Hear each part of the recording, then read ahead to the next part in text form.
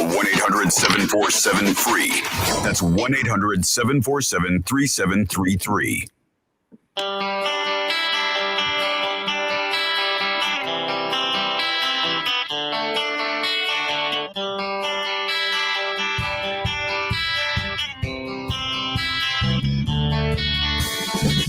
Navigating today's real estate market can be tricky. Want to buy or sell a house, finance or insure a house, or stuck with a house and don't know what to do? Florida Talk Real Estate has been your local one-stop real estate shop since 2012. Get the advice you need from your local real estate pros. Here are your hosts, Jim DiPaola and Johnny C. live on Real Radio. Always great to have you with us on a Saturday. It's a pleasure. Welcome once again. Bunch of entry points. If you're listening on 92.1, nice to have you with us. 101.7, phenomenal to have you along on a Saturday. We're worldwide with your free download, your iHeartRadio app. Thank you for tuning in to 2 hours of infotainment. If you're watching us, that would mean you're on Facebook, Florida Talk Real Estate on Facebook. Good morning to you. Thanks for joining right out the gates. Or maybe on YouTube as well. Home for a ton of information that you can consume. That's Florida Talk Real Estate, LLC, on YouTube, where we are live again. Hey, good morning to you. That is a 2 hours of infotainment coming at you, where, again, you can be a part of the show if you'd like. Toll free at 877-927-6969. You got questions, comments, concerns in the world of real estate, pick up the phone. We got the team assembled to handle all that and so much more. It's 877-927-6969. Jimothy will pick up your phone, get you going. I'm your boy, Johnny C., your air traffic control. Let's get you starting the lineup on a Saturday morning. Let's say good morning to Scott Spainhour, one of the super top agents that are running around out there with the Florida Home Pros team every day, busting his hump to get you into the home, to get you out of that home, to just make you happy with your housing situation. Good to have you with us on a Saturday. Scott, how are you, my friend? Hey, Johnny C. I am excellent. Been a little rainy out there, but still sunny and warm in South Florida in November, so we can't complain. Yeah, I like hearing cold fronts coming our way. I think everybody enjoys that, although we live in Florida for a reason. That means we like heat. Let's keep going around the heat, the horn here, the heat here. Speaking of heat, let's heat it up a little bit. It's been a moment since we said good morning to our friend Jarrett Perry. Of course, that's with Perry Group CPA. Find them at Jarrett, is it Perry/CPA.com? Hyphen. That's right. It's a hyphen. That's a hyphen right there. Although nobody remembers what a hyphen is. I'm like, hyphen. And they're like, what's a hyphen? I'm like, a hyphenated word. You're not minus sign, the minus sign, but not the minus sign. Right. Not the hymen. Jimothy busted his a long time ago. Perry Hyman CPA. No, hyphen CPA.com. And of course, he's rocking that PPF on his chest. If you're watching us, that's a player performance first, ladies and gentlemen. Jarrett Perry, how are you, my friend? I'm doing good, man. It's as Scott was saying, it's great to be in Florida, even with this weather. It's better than being up north somewhere. So I'm still happy to be down here. I'm doing good. Good to see you. They're battening down the hatches too as the holiday is coming. It looks like they got a bunch of weather coming their way, which is always fun, especially for our friends traveling. And let's go ahead and round it out, ladies and gentlemen. It's never a Saturday morning. It's never 2 hours of infotainment unless I welcome our friend Jimmy D. It's Jim DiPaola. You know he runs the top producing Keller Williams team. If you don't know, now you know. It's the Florida Home Pros and, of course, host of Florida Talk Real Estate. Jimmy D, how you be? Hey, Johnny, how you doing? It's nice to see everybody here. Yes. I see that you mentioned that Jarrett's rocking his PPF shirt. I actually have mine on, too. Because yesterday was last night was actually a very exciting day for one of Jarrett's one of our what do you call them? Customers, clients, recruits. I don't even know what to call everybody that's with PPF. What are they? Just clients, I guess, right? Client, yeah. Clients. So we'll talk about that in a little bit. Big day for one of the players that Jarrett's been backing for 18 months or so. Oh yeah. And we're going to talk about a lot of little stuff today. We're going to kind of just wrap up a bunch of stuff. We've got we're going to talk a little bit about interest rates. We're going to talk about should you wait or should you buy with Scott on buying a house today and what it takes to get into contract. Scott put a couple of people under contract over the last week or so. And it's tough out there to get buyers into contracts unless you're like cash and no inspection and no financing contingency, no nothing.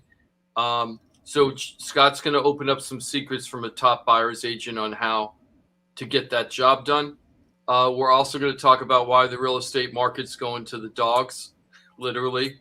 And then if we have time, we're going to talk a little bit with Jarrett, not just about his client, but about athletes and how many hours it takes them based on their annual salary to actually make enough money to buy a house. How many hours, not weeks or months or anything, how many hours of pay they need in order to buy a home. We're going to talk a little bit about that. And what athletes are at that top of the list of buying the houses the fastest. And I think number one is going to be a little surprising, the number one athlete that could buy a house the fastest. And I'll go into what that means, like what does buying a house mean. So anyway, we're going to go into all that. But before we do that, I'd like to start off with the shout outs. Scott, before you do your shout out, I just want to do one little shout out first. I wanted to say congratulations to Joe. We just sold his house in Jupiter. It was in the neighborhood of the Heights, which is a really desirable neighborhood. We talked about this one, Johnny, I think on the show a couple of times. It wasn't on the market that long. It was the house with the mother-in-law suite where the owners of the house, they originally had a 2-2. And then what they did is they actually added on a permanent addition to the house to make it a 3-3 with a full-fledged mother-in-law suite with a separate entrance. Right. And it was very nicely upgraded. However, based on square footage in the neighborhood, the house was probably in the 425 to 435 probably price range. But because of the mother-in-law suite and the seller's needs, we thought we could try to push the limit because it's very hard to find a place that has a mother-in-law suite. And I keep saying mother-in-law suite. I'm wondering if I'm going to get sued from somebody for wokeness problems. Yeah, so I can't say mother-in-law. Maybe I could just say in-law suite or addition or separate masters. You can't say master bedroom anymore either. You can't say anything in real estate anymore. All this wokeness. Multi-generational living. Yeah, thank you. I called it. That's what I called it in the videos we made too. Multi-generational family living. You say master Thank you, bedroom? Scott. Multi-generational living. That's what we call it now, and we call it the main bedroom, not the master bedroom, Or the primary bedroom. It brings up bad history. Yeah. So anyway, we put the house under contract. I think we had the house in the market 14 days. It took us a little bit to sell that house because the owner decided, and we're going to talk a little bit about this today, but the owner decided there's two ways when you put a house on the market, in my opinion, on how to set, and how to get your buyer. Number one, you put it at a very high price and you're expecting that the buyer's going to haggle you down from the price you put it on the market for. Those are the people saying that believe in the theory, you can't get if you don't ask. Okay. And then the other theory is, or the other technique is to put the house where it's not a super low price, but it's at the lower end of the range of what you think you're going to be able to sell it for. And then let the buyers come and have multiple offers. And now everybody's in a frenzy to try to beat out the other people. And a lot of times that naturally pulls the prices up. And there's two different ways to look at that. There isn't really a wrong answer all the time, but if you handle this wrong, you could have problems. And that case was one where the owner was expecting a different response than what they got from the market.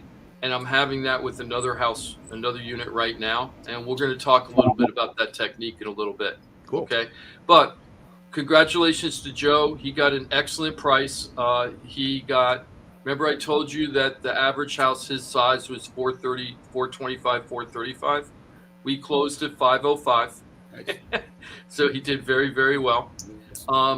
It was still about 4% lower than what he asked for because he was asking a very high price for the neighborhood, but we still got the number that he wanted. The negotiations were very difficult with the buyer's agent. The buyer's agent was brand new and they were the buyer of the property. It made it very complicated, but we got it through, and congratulations to Joe. He closed yesterday. And of course, a tough closing ended up with a tough move because he was moving during that pouring rain yesterday. And I'm like, really? On top of everything? The only thing good is he got a big fat check yesterday from the equity on the home. So congratulations, Joe, on the sale of your property. And thank you for trusting the Florida Home Pros for making it happen for you. Scott, do you mind if we go into some of the shout outs? Because you've been pretty busy over the last 10 days or so. Could you go over what's been going on? Yeah, absolutely. First, want to give out a shout out to a former coworker of mine back in my furniture days. Shout out to Todd. Helped him buy a 2-bedroom, 1-bath condo in Delray Beach, and there was a few challenges with that one. We had to extend the closing 3 times on it, and it was all due to an out-of-state lender that he had worked with prior to coming to me. I did offer him the option of going and speaking with Mike Rao from the mortgage firm, our preferred lender, who we close a lot of buyers with every year. That is a direct lender. You know, if there's issues, he can literally walk right down to the hall and talk to the underwriting department. And you know, Mike's very good at just solving problems.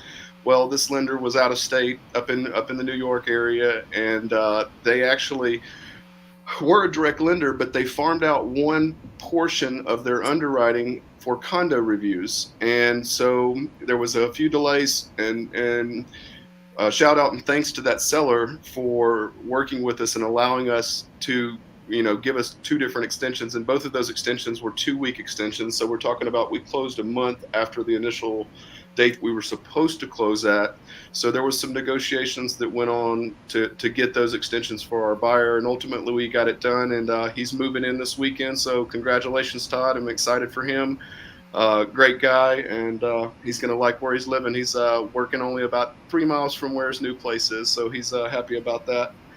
And speaking of condos, shout out to Sandy, who is the sister of a former client of ours, Lynn, who referred Sandy to us, and we got her into contract this week on a condo, and it was the 3rd contract.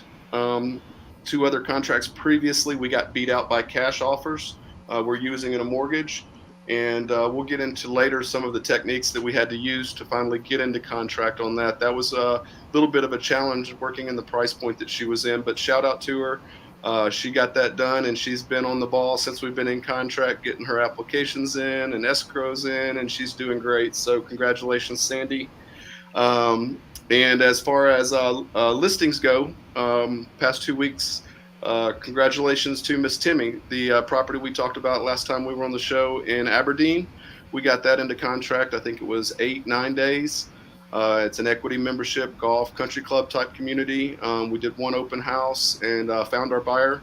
And congratulations to her. We're past our inspection period. We met the appraiser this week and just waiting on that report. And she's going to be moving back up north to New Jersey, closer to her family. And so congratulations to her. And the other shout out's also a listing. Congratulations to Miss Wilma. We just put a home on the market for her, single family home in Leisureville in Boynton Beach. We went on the market on Thursday. I think we've got probably 10 to 15 showings scheduled between today and tomorrow. So I told her to get ready to not be able to be in her house very much this weekend. But congratulations to her being on the market. We're excited to get that one moved for her. And all of that's been keeping me busy. Behind the scenes, also scheduling inspections and just running like crazy. How much is the Leisureville property on the market for? That one's on the market for $300,000, and it's a 2-bedroom, 2-bath. I want to say right around 1,200 square feet, 1-car garage, and that community's kind of a really cool community. It's got one of the lowest HOAs for a single-family home community. It's only $150 a month. And that includes a lot. I mean, it includes a cable package, the lawn service. They paint your house, I think, every 5 years. They reseal the roofs every 2 years. And there's actually a 18-hole par 3 golf course that to the residents. It's a private course too, not a public course, and it's free to the residents. And I think you can bring a guest for like $20 or $30. Yes, Leisureville and Boynton Beach, in the city of Boynton Beach, is one of my favorite. I call them the honey holes for 55 and over if you want a single family home. The HOAs, as Scott said, are super low, $150 a month. Are you kidding me? They're all single-family homes. It's not a gated community, but all the houses are really nicely manicured. They have very good HOAs and property managers running everything over there. I've done many deals in Leisureville. These are always, no matter what the market is, up, down, sideways, these units are always some of the most affordable 55 and over single family homes that you can get. I love that they're all cinder block construction. Most of them were built in the 70s and the 80s, but they usually are in very good condition structurally. Everybody has to have a cement roof. You can't put a shingle roof on your house. It's not allowed. And I love the idea that you have free golf for life with this unit. Think about that. If you're a golfer and you're on a budget, you can move into this community for $300,000, right? Have $150 a month HOA. Have all the tax exemptions in Florida that you can get as a senior, and then go golfing for life as many times as you want and not pay a dime to go golfing. It's awesome. And then on top of it, equity buy-in? No, there's no equity buy-in. No. Like the Aberdeen, Jarrett, thank you for bringing that up. The Aberdeen property that Scott talked about right before that does have a membership equity. And how much is the member? That house was also on the market for how much, Scott? That one was on the market for $350,000. Okay, so $350,000, and then how much was the membership equity? Expensive. So there's different level memberships, but the least expensive membership that's mandatory that you would have to pay to get into the community is what's called a social membership, which does not include the golf or the tennis. And up front, you're going to pay about $31,500.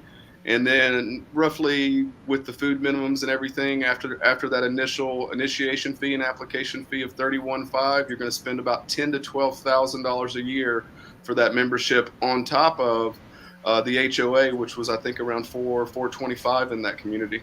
Yes, and there's a lot of people that love that lifestyle, and it's awesome, and there's nothing wrong with that. And so we're not trying to say one's good, one's bad, but if you're looking for affordability, Leisureville's where it's at, in my opinion. I not only did I believe in that community, but I flipped a lot of homes there back in the day when I was younger. I built a lot of homes and rebuilt a lot of homes in Leisureville. A lot of new roofs, a lot of new kitchens, a lot of new bathrooms, a lot of new paint. I've done it all over there. But it's awesome, and it's a really great value for retirees on a budget. So if you're looking for something, that sounds like, hey, that's exactly what I'm looking for. You got to give us a call. We got to get you to Scott, because I don't think that's going to last too long. So please give us a call on that. Yeah, and location. Go to FloridaTalkRealEstate.com. You can find the hotline there, 888-973-7828. That's FloridaTalkRealEstate.com. What was that, Scott? No, I was just going to say location-wise for, people coming from out of state or out of country thinking about buying in South Florida, it's very centrally located, close to 95. You could be at Palm Beach International Airport in about 15 minutes. You could be in Fort Lauderdale International Airport in about 30 minutes, close to Boca, Delray, lots of medical facilities, lots of shopping. It's just very, very centrally located if, you're coming out of state. Absolutely. Remember, at FloridaTalkRealEstate.com, it's your access to the entire team. We call it your one-stop real estate shop, FloridaTalkRealEstate.com. Find us on Facebook. We're live. Thanks for being with us. YouTube as well, Florida Talk Real Estate LLC. But the hub, FloridaTalkRealEstate.com. You can join us too, by the way, toll free, 877-927-6969, just to convolute you with a bunch of numbers. Because we don't have enough numbers and names on this show, right? We don't have enough. Drive Johnny crazy. That's why he gets paid the big bucks. Hey, Robin was asking a question on Facebook about Leisureville. She goes, can you have pets there? That's another great thing about Leisureville. I should be the spokesman for Leisureville. You can actually have full-size dogs. I see so many Labrador retrievers and German shepherds walking around in the neighborhood. You could have a full-size dog in that neighborhood. People actually like it when you're walking your dog in the neighborhood, which many people do for exercise. People actually look forward to seeing the dogs. As opposed to, just make sure you handle your dog properly, and you have no problem over there, Robin. It is a really good deal over there. And that actually is very Labrador Retriever, like a hybrid between a lab and a golden retriever. Actually, I think you made that up. It is. I think it is from back in the 1800s. Yeah, you don't know the difference between Labrador I've never Retriever heard and of a the Golden Labrador Retriever? Retriever. It's either a Golden Lab or a Golden Retriever. Oh no, the Labrador. When you talk about Labradors, its formal name is Labrador Retriever, and then there's also the Golden Retriever. They're both retrievers. Gotcha. But you have Labrador. Yep. Golden's the long hair, right? And I've had it's the longer hair one, and I've had Golden's. 4 labs in my lifetime, and very big lab person. It's my favorite dog. It's like, to me, they're like the dolphins of the canine world. I guess if I was a swimmer, like if I were an ocean guy, I'd be a dolphin would be my favorite. I was gonna say too, Jim. As far as getting back to real estate, the 55 and over communities, it's very uncommon for them to be able to have dogs. I mean, I've worked with a lot of buyers that have, they're dog lovers, and they want to be in a 55 and over community, and the overwhelming majority of them do not allow dogs. So it is a plus. Well, I just got a question came kind of organically through the conversation. Can you have dolphins there?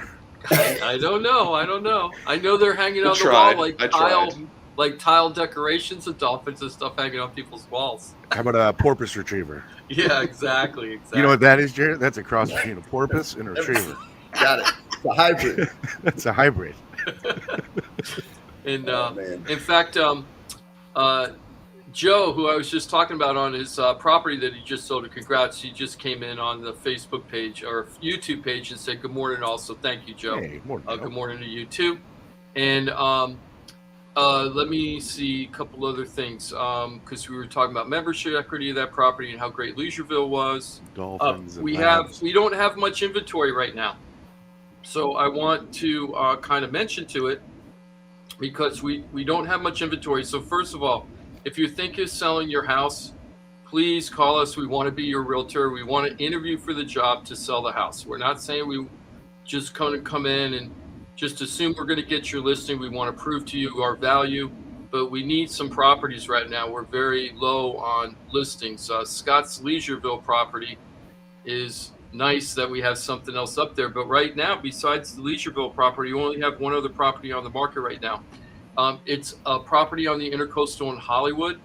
It's a one bedroom. I'm sorry, somebody was saying something? No, I was just echo. Oh, I'm sorry. It's a 1-bedroom, 2-bath unit, but this unit's a little unusual in the fact that it's in a great community called Arlington Towers in the north side, and it's on the east. This unit is on the east side of the Intercoastal, but it's looking west across the Intercoastal to the west side. But the building itself is across the street from the ocean, and it's very close to the Hollywood Broadwalk, and so much dining and entertainment opportunities over there. And when you're in this building and you walk into the lobby, which was just recently renovated, it feels like you're on vacation. It feels like you're it feels like you're in a hotel, not really in a condo where you're living. It feels like you're on vacation over there. Now, this unit is unique in the fact that it's a 1-bedroom, 2-bath, but this unit at some point in the past had been a 2-bedroom, 2-bath. And somebody broke out one of the walls to the bedroom to make the living room larger. So now it's only a 1-bedroom house. But if somebody were to put in that wall, it could definitely go back to a 2-bedroom, 2-bath. And this unit right now is priced as a 1-bedroom that needs some fixing up because it needs some tender loving care. The owner went in there and just renovated the bathrooms, but the kitchen's original. There's no flooring in the bedroom because there was carpeting in there, and he decided that he didn't want to put in new flooring because they figured let the seller or the new buyer pick the type of flooring that they want. And we priced the house, we priced the unit based on repairs. We're at $275,000 right now. And this unit's actually been on the market a little bit long for us. We're on the market. Today's our 30th day. And I think the biggest problem is that everybody's looking this as a 1-bedroom unit, but a smart buyer that's looking for a deal is going to see the value of putting back that wall and then doing some finish up the repairs that the seller has not finished. Right. And then this unit could be worth, in my opinion, $100,000 more than the asking price right now. Now, this isn't really necessarily an investment property for a flipper to come in buy the unit, fix it up, and sell it. I don't think there's enough equity, but this is a great play for somebody that wants to buy a unit, wants to live in that downtown area on a budget, but not really feel like on a budget, because what they're doing is they're coming in low because the house needs the unit needs a little fixing up. Then they do that work. Then they got a super Mac Daddy unit that's pretty much brand new everything. Yeah. They're living basically, you can hear the waves crashing on the beach and the boats, the yachts driving by in the backyard. Oh, and there then on goes Jarrett. top of it, yeah, and then on top of it, I think after 2 years, it might be 1 year, but after 1 or 2 years, you're able to start renting the property afterwards. So you might be able to keep this property for 1 to 2 years, live there, enjoy the lifestyle, and then say, hey, you know what? I want to turn this into a rental. And let me tell you, that would be an awesome rental because of the location. It's all about location, location, location. So if you're looking for a deal and you're complaining there's no deals out there, at $275, this is a deal. So give me a call. I'll talk to you about all the value benefits of it. Scott, you've seen that unit. Do you have any comments, or did I wrap up everything pretty good? No, you hit it on the head. I was going to add something in, but you already touched on it. The fact that it's listed as a 1-bedroom, and that wall, if somebody added that wall back, the common area bathroom is already set up to where it would Jack and Jill into that 2nd bedroom. So it's really not like a hard remodel that had that 2nd bedroom right back. And yes, I think that would be a great idea for somebody who's trying to get in on a budget and get some equity pretty quick by doing some minimal work. And the reason why I'm saying that the units that are in good shape are better than good shape. The 2-bedroom units over there are going into the mid 3s to the high 3s, right? 350 to 380 something. But the 1-bedrooms, they're really capping out at about 325, right? So by adding that wall, you're getting like an extra $40,000 of equity, $50,000 of equity, just by adding a $2,500 square foot wall. That basically, not square foot, a $2,500 repair that basically was there already. You're not converting it into a 2. It was a 2, and you're just converting it back to what it was, a 2-bedroom unit. So that is a real unique opportunity. Take advantage of it. Give us a call, and looking forward to get that property moved. It sounds like FloridaTalkRealEstate.com. Good short-term rental property, like an Airbnb, since it's by the beach. I would love to say that, Jarrett. If I said that, it would be gone already. But they only allow year leases in this place, in this community. Only year leases. It sounds like Airbnbs are super, super popular right now. Me and Jarrett were talking privately off air a couple of days ago about this, about how Airbnbs are just on fire right now, in a good way, not a bad way. But the trick to that is that you have to make sure that your Airbnb meets the zoning regulations of the area that you're moving into. There's a lot of areas that a lot of the communities have very severe restrictions about Airbnb rentals in the neighborhood. And you really got to know your stuff before you buy. Don't rush out and think this is a great deal. And the other thing I would do is I would actually reach out to either the planning and zoning department of different government agencies that you might be moving into, just to find out if there's any scuttlebutt that they're going to be changing laws to deal with Airbnbs. Because the worst thing I guess I could say this on air, one of the suckiest things that you could do is buy an Airbnb with the intent of making it an Airbnb. All the numbers work out perfectly. You're doing it. You're within the confines of the law. You're thinking, oh, I'm great. And then all of a sudden the neighbors get together and they're like, we don't want this anymore. And then all of a sudden your regulations go away. Lost your investment. And a lot of times, because it's commercial use, it's not grandfathered in. Yeah, that would be one of the suckiest sucks that ever sucked. Yeah, and that would be a bad day. And you'd have to sell it, right? Then you have to go out and sell it, and then start over the whole process and go look for another property. So don't let that happen to you. You give us a call, the Florida Home Pros, with Keller Williams. You give us a call. We'll make sure that doesn't happen for you. Jim, I just met with somebody the other day that was buying them in other states, and they didn't realize that there's state income tax and there's state bed tax and all that stuff. So they weren't taking all that into consideration when they were looking at their profit, and that was going to kill a lot of it. So there's a lot of suck a lot of the equity that they're going to make. Yeah. What is it?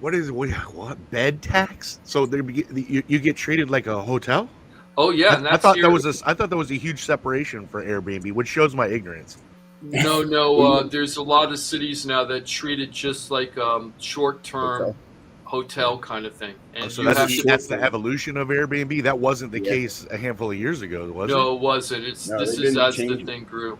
And the same thing with the condo associations. The board members of a condo, it's not always been that they only allow one rental per year of a unit. A lot of that happened because of Airbnb. They cracked down on it. You think about a condo high-rise like the listing that Jim has. If you live in that condo, do you want people coming and going constantly? So the condo association cracked down on that by just changing the rules, saying, nope, you can't do that. You can only do one lease per year, or sometimes they'll allow 2 leases per year, so at least you could maybe do a seasonal rental. But even the seasonal rentals that are furnished, most of those are having 3-month minimums. So you couldn't even rent it out for 1 month seasonally. You got to do a minimum of 3 months. Yeah. I know a lot of people making really, really good money in Airbnb right now. And I know because I'm watching them open up the books and show me. They're not just saying, hey, I'm making money. They actually open up their apps and showing me their spreadsheets and everything. And I'm like, wow, my mouth is dropping. So if you're interested in that kind of stuff, give us a call. One of the easiest ways to do Airbnbs, Jarrett had a way that I don't think he wants to talk about it on air, but in Orlando, there's whole communities built just for Airbnb with the intent for Airbnb. So the owners are buying a condo or multiple condo units in a community, and the whole community is 100% Airbnb. And you're just buying into that community, and then the community does the property management and rents it out and everything. It's very passive income, but the communities are designed for that. So they have like the full service vacation venue stuff that you would expect if you were going to a hotel at Disney World. So they have water parks and, fabulous pools and restaurants and, on-campus dining and all that stuff. And it's all right there for you. You can just invest into those kind of things and have a very passive way of dealing with it. Wow. When are the mailers going to show up where they're like, hey, come on down to our Airbnb, showing. We'll give you a $50 Pizza Hut gift card. You just sit through our presentation. It's almost it feels very much like a timeshare setup, right? Yeah, for sure. And I think they're we'll see that evolve into that. We're like, come on in, check out our Airbnb setup for you. And well, I don't know, honey. I don't know. It seems expensive. It feels the same. There's a lot of people that are starting they're not really funds, but it's like you can buy into this that's going to own Airbnb. So put up a minimum, an investment. And we'll get a bunch of people, and then we'll go out and buy a whole bunch of Airbnb. Yeah. Well, the difference is you're making money, right? In the timeshare thing, you're just blowing money, right? Yeah, you're just throwing it away. In the Airbnb situation, it's this passive income, as Jim says, where you kind of set it and forget it. It's remarkable. Yeah, it's pretty cool. For the athletes that are living in a location half of the year, like playing somewhere, and then they live somewhere else, it makes a lot of sense if they don't mind somebody staying. Or anybody else that has a job like that, now they can buy the house. They don't have to just rent it. They can buy it over there and then Airbnb it out the other part of the year when they're not there, and that way there's not as much deferred maintenance or any of that other stuff. And they're making some passive income, as you said. Hey, Jim, this kind of Scott, just because we're at 9:33, let's go ahead and take the break. Okay. Johnny, write your question down. Yeah. Write your question down, Scott. Yeah, write it down, Scott. Don't forget. Yeah. Let's go ahead and Johnny take the break. Just wanted to say just really quick because it's we're not going to have a show next week because Thanksgiving is we have a conflict with the football game. But I just wanted to say to Elizabeth and Robin and Tom G, D Giovanni, and my mom and your mom, Johnny C. Your mom and everybody and Elaine. I'm just going through this real quick. Just want to wish you all happy Thanksgiving next week and hope you enjoy. And thanks for watching the show. And everybody else listening, please like and share and subscribe to our page. Whether you're on Facebook, whether you're on YouTube, we have tons and tons of videos coming out. On the flip side, after the commercial, we're going to get to Scott's question, but then we're also going to talk about why the real estate market is going to the dogs. And it is. I'm going to prove it. I'm going to prove it on the next segment.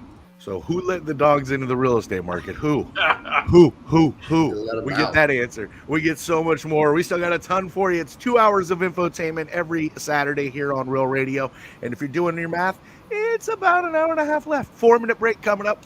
It's a good opportunity for you to familiarize yourself. If you've never been to floridatalkrealestate.com, go check it out. Check it out. floridatalkrealestate.com, your one-stop real estate shop. Click through. Be impressed. It's a nice website. It's laid out very beautifully. It's also got the hotline there. You can call that 24 hours a day, 7 days a week. It's answered by a live body. You're going to be stunned. Actually, ask them questions. See if you can stump them. They'll answer them. It's not a recording.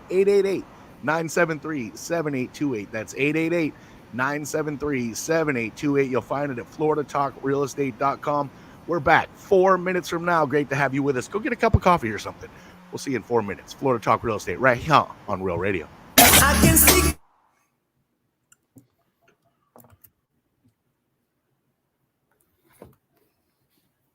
Yo, we'll be back 4 minutes.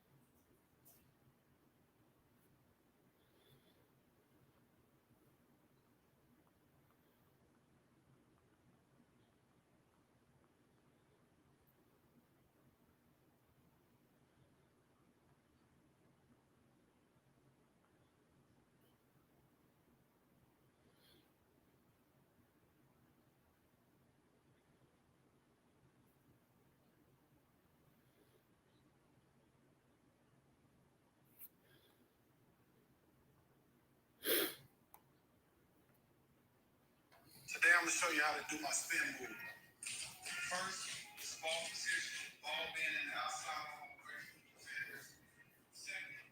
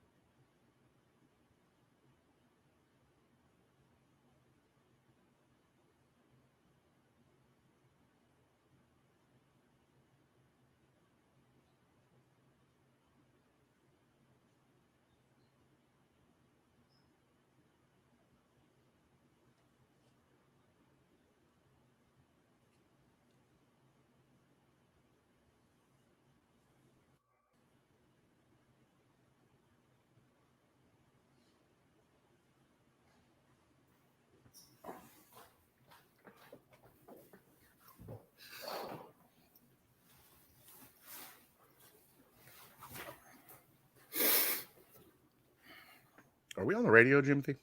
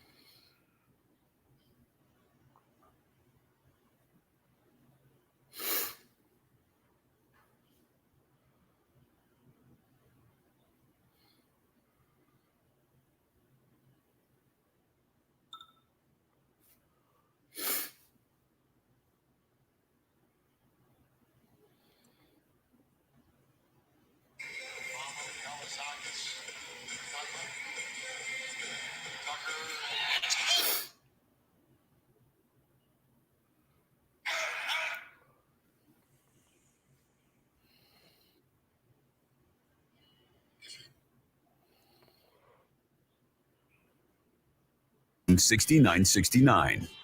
This is Real Radio, and it is great to have you with us every single Saturday. We give you 2 hours of infotainment for 10 plus years now, and thank you for those that have been listening over the years. If you're tuning in for the very first time today, well, welcome. Florida Talk Real Estate. We bring you that info and that tainment. A lot of information. We got people in the trenches every single day in many aspects of the world of real estate. That's why we call it your one-stop real estate shop. A team of pros put together, and you got access to them all. FloridaTalkRealEstate.com. I'm your boy, Johnny C.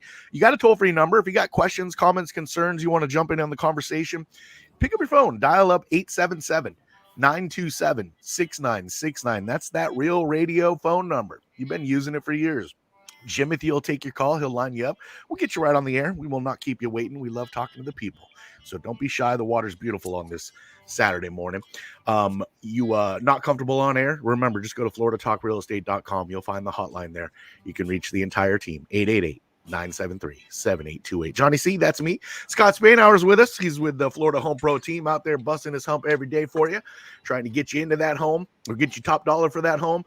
He's a top super agent for us, and it's great to have him on a Saturday morning. Scott, how are you, my friend? I am excellent, Johnny C. Happy to be here. Fantastic to have you with us. Always great to have Jarrett Perry with us as well. You'll see if you're watching on Facebook or YouTube, you see PPF on his shirt right there. Well, that's players' performance first, of course. But Jarrett, kind of came into the mix as the CPA to the stars, ladies and gentlemen. He is Perry and Group CPA. That's the Perry part. Jarrett Perry's with us. How are you, my friend? I'm doing good, Johnny. You spit it out so well, man. I don't know that I could do all that, but well, I have a script in front of me. I mean, I just read off the teleprompter. Always nice to see your smiling face, my friend. And talking about busting your hump, that's a guy that's just impossible to get in touch with because what he does is work.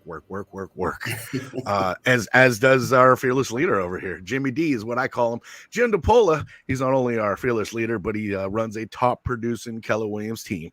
That is that Florida Home Pro team. Jimmy D. Wow, it's almost like you get a little time off when you're making radio, right? Because you don't got to worry about anything but making radio. I know, right? Exactly. Well, thank you, Johnny. Welcome back, everybody. Happy Thanksgiving, everybody. Scott, before we get into your questions, just hold tight. I want to go into the dog thing first, right? So, Jarrett, I have so many questions about this from an accounting perspective. Did you hear about this dog thing going on in Miami? No. Okay, not yet. So I read about this years ago, and I don't remember when, but I remember some dog bought Madonna's house down in Miami, right? And I remember thinking, well, that's kind of goofy. And apparently that dog has died, and then there was another dog, and that dog died, and now there's another. And it wasn't Goofy that bought the house, by the way. No, what do you mean by dog? You mean like dog, like a real canine? I mean a German Shepherd. Like woof. Like a Labrador Retriever, like a hybrid. Right. Yeah, it's called a German Shepherd Retriever. That's another one. A Labrador just to satisfy Jarrett, we'll call it a retriever. But yeah, so what happened? This German countess died in 1992, and she left everything to her dog. Okay, now the dog was, I think, called Gunther something the third. It was Gunther, yeah. Yeah, Gunther the third. Well, now we're on Gunther the sixth. And Gunther the sixth apparently is a pretty much wheeler dealer real estate up because they bought the Madonna's house for $7.5 million, and they put it on the market 2 days ago for $31.75 million. Right. And apparently the dogs have owned this property and many other properties across the world for quite a long time. The trust is worth about $500 million. And I was just going to say it had to be a trust because it has to have a taxpayer identification number to report all that stuff to the IRS when it's buying and selling houses. Well, the dog might have a green card. Yeah, or the dog had to get a TIN. Oh, that reminds me. I wonder if the dog is like a foreign investor because it was a German countess that owned the property, owned the trust. So I wonder if this is but if the dog was he's probably naturalized. I'm sure Gunther the Sixth was born here. He's probably naturalized. Yeah, I was going to say, what happens if the dog was born on U.S. soil, or if it wasn't? Does that mean you have to deal with the Foreign Investment and Property Tax Act or not? Yeah, man. If that trust was organized under foreign law or has a foreign trustee, then they're subject to the foreign disclosures with IRS. So they'd have to file all that paperwork disclosing, all their bank accounts and all their stuff overseas. I literally thought Jim was making this up when he told it to me just now, and I just Googled it, and it's there. It's there. No, It's there. This is real. Sentinel. No, this is in the Sun Sentinel. It said millionaire. This ran on the 17th of November this year. Millionaire dog selling Miami villa once owned by Madonna. This is not fake. No. We're gonna make a little video about this for our Only in Florida podcast. We have like a mini podcast, a playlist within our Florida Talk Real Estate site.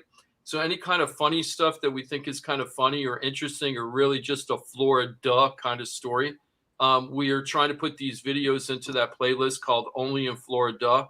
All you got to do is go to Florida Talk Real Estate, go to the playlist so you can check them out. We got a couple of videos in there right now. I think one of them is about the poopy pool. Another one is about the agent that peed all over the floor, and I had to talk to the agent about that. I called that the pee situation. And then I think another one was when we had to do the police sting because the buyers that went to visit one of my sellers' properties stole all the stuff in the house, or not all of it, but they stole a whole bunch of stuff in the house. And then I had to get the belongings back, so I held a police sting and I got the stuff back for the seller. So we have stories like that in that playlist, Only in Florida. This is definitely going into Only in Florida. So the thing that I found really interesting about this is that the way that the dog's estate or trust is handled is they have a bunch of handlers, and the handlers are the ones that take care of the dog every day. So the handlers have decided that Gunther the sixth, because we're up to number 6 now, that he deserves a full-time chef who cooks his breakfast each morning, made of the finest meats, the freshest vegetables and rice. Sometimes he eats caviar. There's never, ever dry dog food around. You never see that in the house. When he travels, because he has several properties across the world, when Gunther travels, the handlers make sure he travels by private jet, and that every day he has obedience skill training, and he sleeps when he's in Miami. He sleeps in Madonna's former master bedroom and looks over the bay, just like Madonna did, in a lavish, round, red velvet bed. That's his sleeping quarters over in Miami. So you can get this too, and then you can say, who cares that Madonna lived here? You could buy the house for $31.75 million and say, hey, I bought the house that Gunther used to sleep in. Yeah. Might still be able to smell them a little bit too when you get in there. Be like, you smell that Gunther? That's that Gunther lived in smell. I want to know how I be can. the seventh. Did it have to be a descendant of the original Gunther, or did they just like get another dog and be like? That's the funny thing. I was thinking, wouldn't it be a great Carl Hyacin novel, like a crime novel or something, where the people that have the trust, the last dog that they have, let's say they've had 3 dogs, right? Gunther the third, 4 dogs, Gunther the third, Gunther the fourth, Gunther the fifth, and Gunther the sixth. And now they're at the 6th, but now Gunther can't have babies. And then they're afraid that if they can't continue the generation, what happens to the trust? So what would happen to the trust if the dog died and there was nobody in place of the trust? Then what would happen, Jarrett? You could adopt. There has to be some type of clause in the trust that would say what would happen, like in that situation, or there has to be it'd probably go to charity or something like that, a dog charity. That makes it even better. Wait, that makes it even better. That means that all these charity people for the pets are going to try to figure out that the Gunther's lineage is broken so that they can get all the money. So the handlers don't want that to happen because they want the private jets and eat all the places that Gunther's eaten, right? The handlers want that. But then the people that have the charity, they're desperate for it to be broken so they get all the money. And then there's a murder involved. Let's say there's a murder involved or something. That would be a good Carl Hyacin book. Got to pick up the phone. Well, I don't know who Carl Hyacin is, but Carl Hyacin. Carl Hyacin is one of the most well, there were so many. At the Miami Herald, he was one of the best columnists ever, and he's a comedy columnist, but he also wrote a lot of books. And the one that everybody knows that he wrote, he's written so many, but the one that was probably most famous was Striptease, with Demi Moore, the movie, but he wrote that, and he's kind of the vein of Elmore Leonard, if you know who Elmore Leonard is for true crime book or fictional crime stories. And Carl Hiaasen writes it very tongue-in-cheek, like only in Florida, like this stuff only happens in Florida. So he has the wildest characters, the wildest plots, really crazy stuff. So I'm giving Carl an idea. With the dog, with all that money, I mean, the women down here, you can't try. Who knows? That's what I want to know is how do you get that job of becoming his handler? Well, I was wondering that too, Scott. And the article briefly mentions that this guy, the handler now, who's traveling all over the world with this dog and eating at the fanciest restaurants because the dog has to eat there, so he's got to come because he's the handler, right? That's a pretty cushy job. Apparently, this guy said he met the family 30 years ago, which is right before, I guess, the countess passed. And the dog just absolutely loved him and supposedly just came up and jumped on him and started licking him and hugging him and everything. And I don't know, I guess one thing led to another and he became the handler. Imagine that on your resume. What do you do for a living? Oh, I handle the $500 million trust for Gunther VI, the German Shepherd. I guarantee you he's the one laughing at the other people. He's probably getting paid a ton of money to brush a dog and watch a chef cooking food, It's like, but you'd probably be totally freaked out. Like if the dog was sick or if it was going to die, it's like your whole lifestyle just crumbles if something like that. I can't imagine there was 7 really in that, in the bloodline. I think they're just like, the trust is probably just buying a new dog. I know. That's what I think. That's exactly what I think. Because this is Florida. Because that's what happens in Florida. Yeah, right. That's what happens in Florida, that the dog gets screwed up and that they fake it and all that. That's what really happens in Florida. Not like the dog just lives happily ever after. And apparently I really like this story. Let me say who the writer was because, I used to work at the Sentinel. So let me give a props to the article. It was Kelly Kennedy. Oh, it was an Associated Press story. I thought it was a local Sun Sentinel story. It was Associated Press. But the thing I thought was interesting about this story also, it mentioned that, Gunther VI doesn't have the perfect life that you would think, the perfect idyllic life. When he travels to the other compounds that he lives in, the multi-million-dollar compounds he lives in, one of the compounds has 6 cats. And he apparently he gets a little freaked out about the cats and he doesn't know how to deal with the cats. So even Gunther doesn't have the perfect life. Huh. I think you could do something about that. Crazy. He got something to complain about too. You can't make this stuff up. Nope. So we should do that where I make a story up and I have a real story and then you guys guess which one's real, which one's fake, and I just start making that up. That would be kind of cool. So Scott, you had a question about 20 minutes ago. I don't know if you remember. Yeah, how am I going to segue and back to that subject? We were talking about getting back to real estate. We were talking about part-time residence and condo that Jim was selling, and Jarrett was talking about investing in Airbnbs. And again, this was 20 minutes ago. And it popped in my head an article that I read about a week ago that kind of plays along in line with this. And hopefully this is going to help us see some more activity on that condo that Jim has for sale on the beach in Hollywood. And that is the travel ban being lifted. About 2 weeks ago, it was lifted for 33 countries, which was the majority of Europe. And what's interesting as far as real estate is concerned, about 5% of the real estate sales in Florida are from foreign buyers. And I don't have the exact thing in front of me, but I want to say it was 52% of those foreign buyers that buy in Florida are in the Tri-County area here in South Florida. Makes sense. And like one thing in the article, it said something about Miami International Airport, the Monday after the travel ban was lifted, they literally had 5,000 more incoming passengers from out of country compared to the previous Monday. So hopefully we're going to see, we're going to see a lot of the foreign buyers that have been holding off and cooped up and not been able to travel during this COVID. They're showing up now. Unfortunately, the inventory is the lowest we've seen in a long time. So prices up even more. Yeah. So, but it's just more buyers on top of the strong buyers that we have now with the low inventory. That just popped in my head as we were talking about that.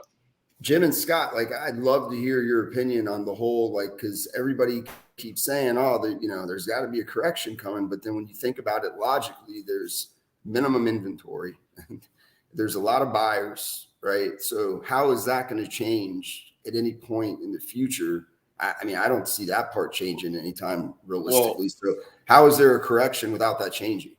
So I'll say this, and then Jim, me and him have slightly differing opinions on this. First of all, my crystal ball shattered a long time ago. I'll say that. I'll preempt that by saying it. But, I've seen some of those articles recently. Even one of the local news stations, I think it was WPTV, had the headline of the article said the real estate market set to cool in 2022. Well, when they say cool, I don't see prices depreciating. I do see the rate of appreciation that we have seen, which is the highest appreciation rates year over year that we've seen in forever. I do see that slowing. So maybe instead of 18% appreciation year over year, we may see 4 or 5% appreciation year over year. So I do see that the gains are going to slow. But if you're a buyer and you're thinking about buying, or should I hold off and see if prices are going to come down a year from now? I don't think they're going to be down a year from now. I think they're still going to be more expensive than what they are right now. They just might not be has grown as fast as the past year. Does that make sense? Yeah, you're predicting it's going to grow at an average rate at 4%. So what you're saying is the appreciation is going to flatten out, not go down, just flatten, right, and not actually go behind. I kind of think we're going to see a depreciation. I don't think it's going to be huge. I think it's going to be they call a correction. Now, I don't know. Correction's a fine line. One person's correction could be somebody's crash, sure, right? But the reason why I feel that way is that requires a change in inventory, like, for that to happen, right? Well, either inventory and or interest rates, and I don't see inventory changing. We're going to have an inventory problem for a while. That's what kind of leads towards Scott's view, is that unless we get a whole glut of properties that come on the market, which there's no way that that's going to happen, because the developers aren't building fast enough. They're about 3 years behind here in South Florida. It would take them 3 years of full-time building just to catch up where they should be right now. Okay. So they're 3 years behind. So I don't see the inventory growing dramatically. So what I see, Jarrett, though, interest rates rising. Yeah. And when the interest rates rise, that's when the buyers are going to pull out. And they're already kind of a little bit pulled out now, not 100%, but they're kind of fed up with the high prices. But they'll really pull out when the interest rates change. And I used to say 5%. That used to be the number in my mind. At 5%, that's when things change. And we went through that in 2018, and it proved true. But I think this time, guys, and this is going to be crazy. I never said this on the air, but I really think so. I'm going to pull out my what did you call it? Your globe? Crystal ball. Yeah, my crystal ball. So here's my crystal ball. I think when we get to 4%, that's when the buyers are going to go nuts. Oh, wow. And 4% is still super, super low. But I think that's when people are going to go, I'm not paying 4% for a mortgage, And in some ways I can say, hey, over the last 40 years, you'd be about half of what the average person paid in the last 40 years at 4%. But the other argument you can make, 4% is the highest interest rate we've had since 2018. There's a new norm. Yeah. So it might be the new norm, but I think 4% is where everybody's going to get spooked, Jarrett. Well, they need to change it on the other side so people can earn something on their cash too. I mean, that's the other problem right now with investing and all that. They need to change in interest rates with all the bonds and all that bond market. So exactly. Other people want the interest rates to go up. Like people that buy houses want to keep it low, but people that have money in bank accounts or other stuff that, you make money off the interest, they want it to go up. But I've been saying that for so long, Jarrett. I've been saying that for like 6 years. That's what I'm saying. Yeah. It seems like we've been hearing it forever. And it's like the inventory situation seems like it just gets worse. It gets worse. It's not getting better. It's getting worse. No, and people are more hesitant to sell now because they're scared they can't buy something else, with that money that a lot of people I talk to feel like. So I think that's causing more of the inventory situation because and for those people too, Jared, if they do sell and go out and rent, the rental prices are through the roof right now. Yeah. Yep, through the roof. One quick thing to keep our eyes on though, when you're talking about interest rates, Jim, is if Jerome Powell gets replaced or not. If Powell gets reappointed, I think we're on that path to seeing our interest rates come up probably towards the second half of next year, as they stop the bond prime program, and we're going to start getting out of the QE, which we've been in forever, the quantitative easing. We can start getting out of it. But if Powell gets replaced, like by Brainerd or somebody, we're going to be kicking that can further down the road. So that's gonna alter the path of how we start to uptick the interest rate. I see the part I don't agree with the Fed people. No, I know this sounds funny that I'm talking and saying I don't agree with the Fed people. That's like ridiculous, right? But the reason why, but I'm going to disagree with the Fed people. And the reason why is just the quantitative easing tapering off the bond buying program and the securities and all that. Just that alone raised the interest rates in 2018. So when the Feds talk about we're not going to raise interest rates, or our intent is not to raise the interest rates, that could be their intent. But what happens in the real world based on their decisions, that's a lot of times out of their control.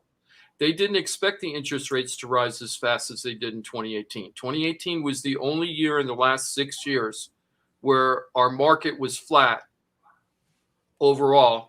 And it's the only year that we went from 3.5% to 5.5%. We were at 5.5% at the end of 2018. Okay. The market was it was crickets chirping compared to the markets before it and after it. And then as soon as the interest rates started going down, the market started heating up again. Sure did. So as soon as they do the quantitative easing, and this is what I think, Jared, and this is where I could be wrong. All those people that are using that money, when the quantitative easing is paid, that means that the mortgage companies have more liquidity to lend to more people. But now that the Feds are saying we're not giving you the extra money to give you liquidity, they'll have less money to lend. So if you have less money to lend, what do you do with the money that you got? You charge more money for it. So how can the interest rates not rise? Now, I might be proven wrong, and I'm okay with that because I'm not a Fed. I can have an opinion and be wrong, but I don't think I'm going to be wrong. I really don't think. I think that we're going to see interest rates rise, and the market's going to correct a little bit. I don't think it's going to be forever. I think it's going to be a correction of 6 months or less, based on everything that's happened right now. Now, the only thing that would be different. Meaning they're going to change interest rates and move them down, or meaning like, why do you think? I think the interest rates are naturally going to move up. And then what we're going to see is we're going to see less buyers. We're going to see longer days on market than now, which is ridiculously low now, but it's going to be lower days on market.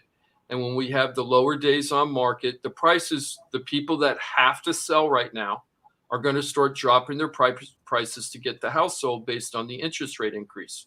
And I think that's what's going to happen, regardless of whether the Fed specifically determines I want to raise the interest rates. I think that's going to happen naturally through the quantitative easing, because that's what happened in 2018. And we'll see, so right now we're still pretty flat. Just to talk about interest, we'll wrap up this real fast just about interest rates. And then we're going to talk on the next segment all about PPF and Sam. And I'm so excited. I get tingles every time I think about Sam last night because it was so much fun watching him live do what he did yesterday. But as far as interest rates, we're at 3.1. Are we at 3.1? Okay. So we had 1, 2, 3. We had like 5 weeks of straight rising. And then for the last 2 weeks, we had a decrease. And now we went up a little bit. So we went from 298 to 3.1. That is a 0.1% increase in 1 week. For the last year and a half, that's a lot for 1 week, but it could go down just as quickly. So what I would say based on this chart right now, we're kind of rattling around flat. We're a little up, we're a little down, but we're hovering right around 3%. We're not at that 3.25%. I think that's where once we hit like 3.2 something, 3.25, that's where I'd really be looking at the interest rates very carefully, because it would be very easy to go from 3.25 if it gets there to 3.5 or higher very quickly. Yep. So, because that's what happened in 2018. So let's just keep an eye on that, guys. Johnny, let's go ahead and take a break. And then when we come back, we're going to talk a little bit about sports agency with Jarrett Perry, the owner of Player Performance First, one of his top-ranked NBA recruits that did something pretty nice yesterday. And we're going to talk a little bit about that. Nice. And we're also going to talk about how many hours does an athlete have to work in order to buy a home, like these big time athletes. Like how many hours do they have to work to buy a house? I love this because I'm thinking about a professional hockey career. Unfortunately, I know Jarrett, so if anybody can make it happen, Jarrett can make it happen. Oh, well, we'll find out if there's any hockey players on this list, because I got the top 50 or something. We'll find out if any of them are hockey players. I'm going to Is say it no. worldwide or just in the U.S.? Because it's got to be soccer. Well, let me Soccer ask is you the this. top, right? Let me ask you this. Which sport do you think is the number one athlete? Like which sport If it's does the worldwide, athlete it's come from? soccer. The It's number soccer. one. You think soccer? Worldwide, it's got to be soccer. That one guy. How about makes Money like- Mayweather? This is worldwide. This is definitely worldwide.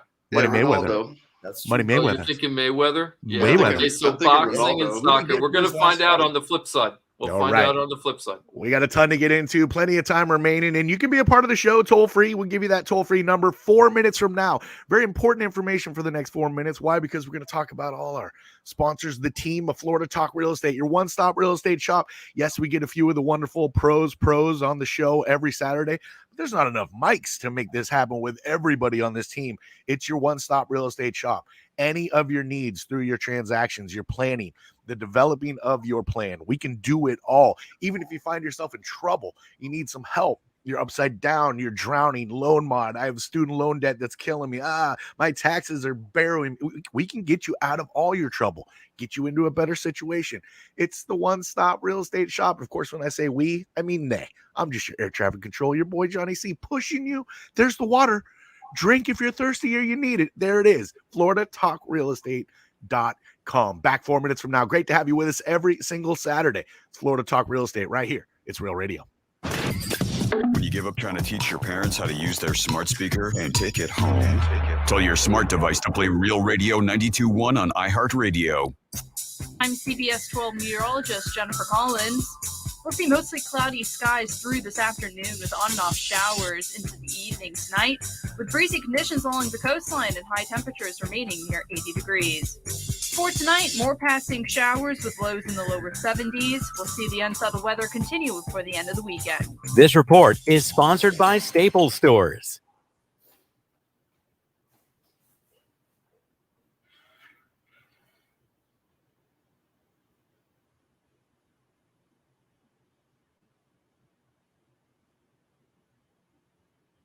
Hey, it's your boy Johnny C here, host of Florida Talk Real Estate. They're tops when it comes to helping people buy and sell houses. But Florida Talk Real Estate is so much more than that. For 5 years, I've watched these guys help thousands of our listeners with any real estate need. They couldn't do it without their sponsors, who are experts in their fields. Check it out. Jim DiPaola, powered by Keller Williams Realty.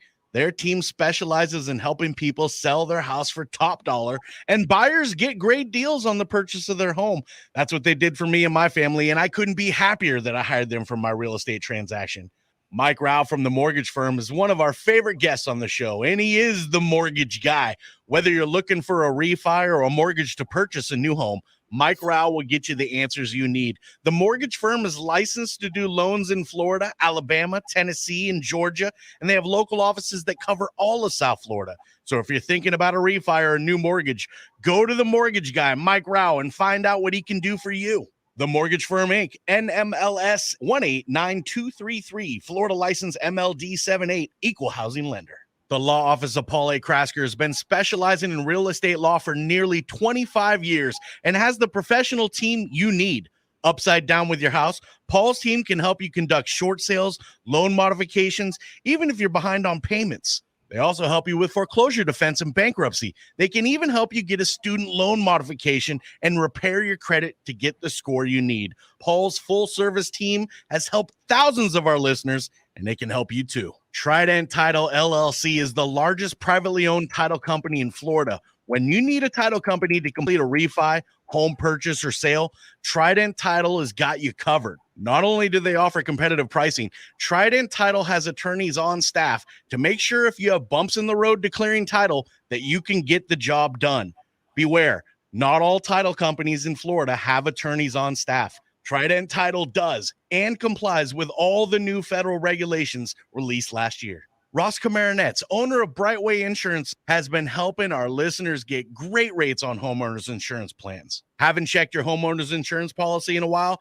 This is a great way to help reduce your monthly mortgage payment. Ross can also help with renters and auto insurance. Ross is only a phone call away and can usually get the answers you need same day. Call Ross today at 561-425-6228 or drop by his office at 873 Donald Ross Road in Juno Beach. So now you know why I'm happy to be part of the Florida Talk Real Estate Show, the longest running real estate show in Florida. And all these sponsors are just a phone call or a click away. Just call 888-973-7828. That's 888-973-7828. Or go to floridatalkrealestate.com. That's floridatalkrealestate.com. And don't forget to use the most accurate search engine to find your new home or ask for a free home valuation because floridatalkrealestate.com has you covered. That's floridatalkrealestate.com. This is WZZR FM, West Palm Beach, Real Radio 92.1, powered by the law offices of Anajar and Levine Accident Attorneys. Been in an accident? Call 1-800-747-FREE. That's 1-800-747-3733.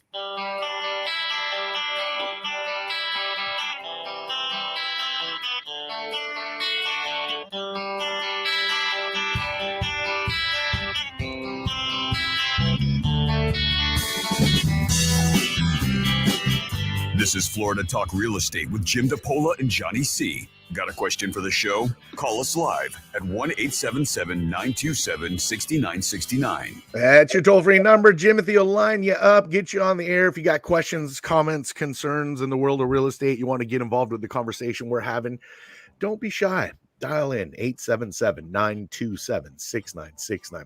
I'm your boy, Johnny C., your air traffic control. Good morning to Scott Spainhour, one of the super agents running around for folks, getting them into homes, helping them get top dollar for their homes if they're looking to sell, and just busting his hump every day for you out there. Scott Spainhour, how are you, my friend? I'm good, Johnny C. I stepped outside during the break, saw the sun trying to peek out, which is a good sign because I am showing property this afternoon to Jose, and it's good to see the sun. Nice. Excellent. Yeah, it makes for a little bit better outing for sure when you're not dodging the rain all day. Yes, Jimmy D. Just, when it's raining, there's a saying with real estate agents, sometimes the best time to see the house is when it's raining, because that way you know if the roof's leaking or not. That's good. Good point. I like that. It's a silver lining guy right there. Yeah, it sucks, but the roof doesn't leak.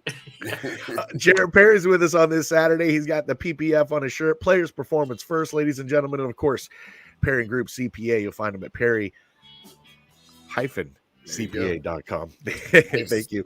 Jarrett Perry, how are you? I'm good. I don't know where you guys are, man, but I don't see any sun peeking through right now. Up here. It's still dark. I wish it would peek out, but we'll see if that changes. I'm sure you're down south. Yeah, it's pretty dark where I'm at right now. But when I get home today and I get to watch the ocean and the clouds and everything and the waves churning and everything, it's just awesome. It's like you have like your own personal like video screen right in front of you. Well, speaking of screens, if you're on Facebook or YouTube, that's Florida Talk Real Estate on Facebook. That's Florida Talk Real Estate LLC on YouTube. You're watching. You're like, Jim, just look over your shoulder. It's beautiful back there. Don't look forward at the yuck. Look over your shoulder at the sunshine. Hey, I was thinking the same thing. No, it's beautifully sunny Scott, behind it does you. look like it's clearing up where Scott's at for sure. It's nice to be in the south. Well, yes, Jim's looking at darkness, but it's beautiful behind him, and you see that smiling face. That's Jim DiPaola. He's host of Florida Talk Real Estate. Of course, he runs a top-producing Keller Williams team as well. That's the Florida Home Pro team. Jimmy D, how you be? Hey, doing good. So I'm excited to talk about this next segment. We were hoping that the person we're going to be talking about was here today, but we'll get him on soon. There's a good reason why he's not here. But as you know, Jarrett is the owner of who I also call Jarrett. I call him now. I'm calling you a different name now. I'm either going to call you Kevin Perry or Jarrett Bacon. I'm not sure which I'm going to call you. Oh, it's 6 degrees of Jarrett Perry. The 6 degrees of Jarrett Perry. Jarrett Perry Yes. knows everybody. If I need to get to somebody, all I got to do is call Jarrett, and then he'll figure out the connections and then go, oh, yeah, I can get to that guy. That's right. I got a guy. Jarrett is a man of many different hats and skills. But, you know, when we first met, his big business was Perry CPA Group. And he's been doing great stuff as a CPA for many, many years. And but a couple of years ago, not even 2 years, I think it's been a little less than 2 years, he started a new company called Player Performance First. And that is his sports and entertainment agency business that he has several partners with. I am, just to disclose to everybody, I'm one of the partners in the agency. I'm a minority partner. Jarrett really is the heavy lifting. I am not Jim Bacon or Kevin DiPaola. Only Jarrett's that. But I've watched his business just grow, and the philosophy he has behind that business, that's what I bought into, is the concept, not just any particular player. But I got to tell you, one of the players he has on his roster right now is a guy named Sam Cunliffe. And right now he's with the Wisconsin Herd, which is the G team, or the minor leagues, if you will, for the Milwaukee Bucks, which are the NBA national or NBA world champions. I said national one time with one of my sports friends. He's like, not national, it's worldwide. So he's with the NBA champs, working on the in the farm division right now, but he's blowing it up. And last night he had a game, and he was supposed to be on the show today. But last night he was playing Fort Wayne. Yeah, Fort Wayne, which is the farm team for the Indiana Pacers. And they have a very, very good team, and they were undefeated going in to this game. But so is the Wisconsin Herd. The Herd's the reigning champions from last year, too. Oh, I didn't know that. Oh, the Fort Wayne was the reigning champions? No, the Herd. Oh, no, the Herd was. Right. Joe, I got a $5 bill right now in your hand. Next time I see you, if you tell me what the mascot for the Fort Wayne team. Oh, so you got the Herd for Wisconsin, right? So the Herd. Yeah. What is the Fort Wayne team? The other one. I'm trying to remember. $5. Fort Wayne. I don't remember, and I watched the whole game yesterday. Dun. I have no idea. Dun, boom. What is it? It's the Mad Ants. Oh, that's right. How could I not? What the hell is that? When a Mad Ant. Mad Ants, it's a very pissed off ant. Yeah, is it really? Because I have no idea what a Mad Ant is, but I was like, what a wild name for a sports team, the Mad Ants. Ants. What's up with that? Is it really like a fire ant or something? I'd have to Google it. I don't know. I have to Google it. I was like, what the? Screw that. I'm going to bing it. I can't believe that I can't believe I didn't remember that after watching 3 hours of the game. But what an exciting game, man. And so there was 20 seconds left in the game, right? And so the Herd, which is where Sam's team is on, Jarrett's player, right? The Herd has is 106. The Fort Wayne team is 108. There's 20 seconds left, and then you hear the 108 to 105, right? No. It's 108 to 106. I'll tell you why. Let me explain. No, it's 105. I promise. No, because he did more than tie it. Free throw. I'm sorry. The free throw pushed him over. The free throw pushed him over. 105 to 108. He hit a three to get to 108. Yes, he did. And then to tie it.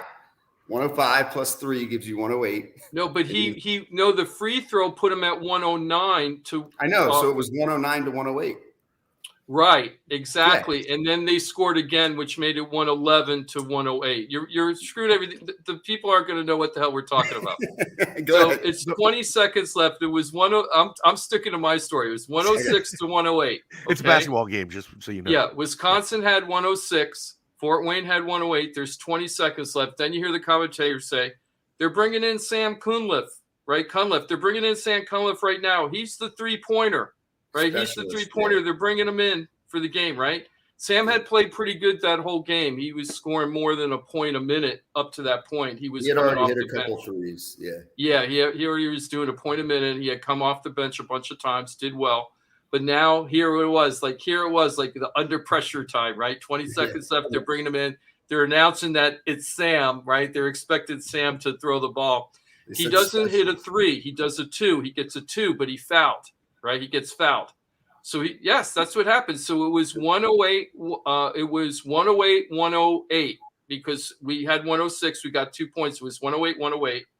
And then Sam hit the free throw, and that put us at 109. There was 9 seconds left. And then we scored another 2 points, and that put us up to 111 to 108, and we won 111, 108, right, Jarrett? Is that the I score? agree with you. I just think it was 105 to 108, and then he hit a 3 and got fouled. Nope. And then he went up. Okay. Nope, he only got 3 points on that whole score. That's what I saw. So, yeah, but the bottom line is it was his points that brought him ahead of the final lead, and then they just added on the lead with 9 seconds left. So he was like falling as he shot it and got fouled and still yeah, a shot. That's yeah. awesome. And he laid down for a little bit. He was down. He was laying on the ground just a little bit, and I was like, "Uh-oh." Yeah, everyone went crazy. It was cool. It was really but anyway, it was awesome. Moment. It was just an awesome game for him. Yeah, it shows what he can do under pressure, which is the important part. That's what I loved about it because it wasn't just anything. They're like, "Here's the 3-point specialist," and he came in right there. He got the ball and nailed it. It was cool. Yep, really awesome. Cool. Yeah. And the guy is so zen. I've met him a few times, and Sam is such a zen guy. He doesn't get really jazzed up about stuff. He's very calm about everything. No, but he was smiling last night when he made it. Yeah. Oh hell yeah, he was. He deservedly so. Yeah. No, he's super relaxed. He'll stay calm and go in there super positive about wants good karma and believes in himself and knows that he can hit that every time if he gets called. He truly believes that. So I guess you have to be like that, to be able to go in but there. But not everybody has it, Jarrett. You know, I mean, some guys, they really shrink in those big moments and look to pass the ball. And then there are guys like Sam that are like, give me the rock. Yeah, give me the rock. Yeah. Yep. Yeah, it was really cool. But he's also like low key about it though. He isn't like big and loud. I mean, he's been humbled. Yeah, he is. He's a very humble guy. For sure, it's over the years he's matured and developed. Now he's at a really good spot, So I think his history's got him to where he needed the time to get through all the stuff, and now he's ready. It's perfect time with everything. You can speak more uniquely about this than we can. Jim's a little bit more involved than any of the rest of us with PPF being involved with the team. But I often say real estate they're snowflakes, right? No two situations are exactly the same. Similar, right, maybe, but not exactly the same. Just like the path for professional athletes. Yeah. No two paths are exactly the same. They're snowflakes. And as a sports agency, but with so much more, PPF isn't just a sports agency. That's you're helping with contracts and education, and you're working on the foundation for their future wealth and for their families' futures, not only on the field, but off the field, very importantly. So like it's a one-stop shop for athletes that you created. I can't wait to talk to Sam about his unique path and how it uniquely drove him through you.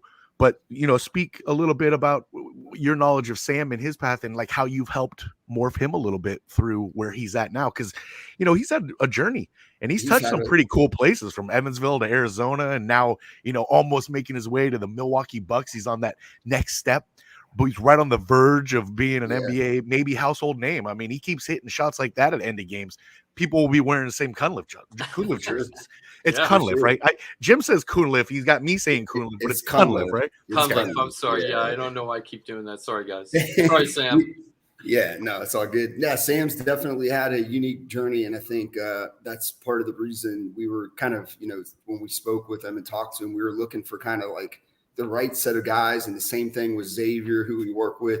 Like we chose these guys to work with for a reason. We needed the right guys to be like our first big, representatives that we really believed in and wanted to, back and felt like that were good kids and understood what we were doing and we weren't just coming in there to kind of like get them a contract and disappear. Like we really want to be involved and, like you said, help them, so that when they're done with all this stuff, they really have like everything set up and they're protected and they have that foundation for success. And it's not like they don't know who to trust. They don't know where to go, and we developed the trust with them by kind of getting involved as soon as we could, as soon as he he decided he was done playing basketball. You know, we started talking and got introduced to him. We were fortunate for that. And we had multiple calls and met with him. And, you know, we just kind of felt like we both had the same energy. And, you know, I've gotten to know Sam and Xavier, you know, very well, and especially Sam. And, you know, he's really a good kid. He's positive, and I think that's why we've all kind of connected. Even Jim's gotten to know Sam very well, you know, as well. So it's been a really cool process. And I think right now he's really mature, and all this is kind of happening at the right time. I mean, a few months ago, you know, we didn't know what to expect. It was a completely different situation, you know, because he hadn't played, Johnny, and it's been almost 2 years since people have really seen film of him playing. So there was never a question, and Sam knows this. Like, he'll tell me, you know, we'll talk, and I'll be like, well, that doesn't surprise me that he hit the three. That's why, you know, we invested with him, because we knew he could do that stuff. It was just getting him out there and getting him, you know, the teams to bring him in. Once he got in there, you know, it was done. Like, we knew he would get brought up. We know he's going to play in the NBA level. Like, that's already expected. It's just now we're on the ride and we're enjoying it, you know, but it was definitely a path to get here and to get the teams to look at him, because he had a bad, you know, the teams thought, you know, he wouldn't listen to the coach. He had with Evansville, they had many coaching changes while he was there. He got frustrated with it. And so, you know, and he was younger. So in this time, he's had some time to mature, and now he's really receptive to the criticism and all that stuff. So he's a totally different kid, and it's just a more mature kid, because he was always a good kid. You know? Well, the reality is even for like seasoned veterans, continuity is very important. Like, you need that structure. And when you're young and developing, to not have continuity, that can be really tough. But it's great to be able to lock in with good people. PPF, he's got continuity, knows that his future is good, and you're investing in it with him. You care about his future. How different, though? We're talking with Jarrett Perry with PPF, obviously, and Perry CPA Group, about one of his new young and up and coming athletes in his roster with PPF, Sam Cunliffe, and he's up and comer in the NBA. He had a great game last night, game winner for the Wisconsin Herd.